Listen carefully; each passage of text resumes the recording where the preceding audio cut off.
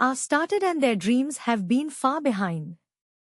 Parents always look into the eyes of their children with a feeling of satisfaction that one day their dreams which have not been fulfilled by them will be completed by their own children. One parents, as I know very well, could not study sufficiently due to the lack of sufficient resources in their family in their student life, decided to educate their children with high professional degrees.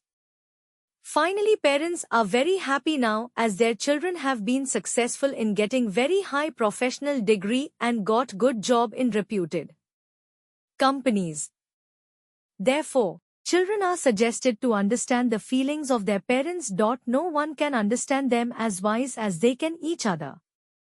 Never think that your parents are harming you in the long run, but they do what they think beneficial for their children in the long run. Sometimes they take such hard steps against their children's wishes and desires, and children treat them as their big enemies, but with the progression of time these children realize their mistakes. Though, be obedient and dutiful. This is the most important factor of life which takes you at such a height of life from where you can see the whole world. In other words, you can see what you could not see from anywhere. First, fulfill your duties towards yourself, then to others.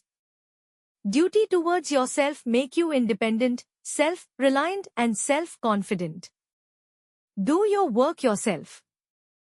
Don't see here and there for anyone's help, otherwise you will be in miserable condition.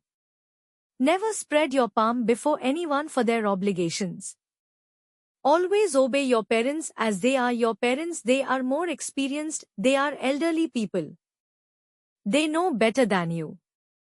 Children, you must obey them. You must perform your duties towards them. That will be rewarding to you in future.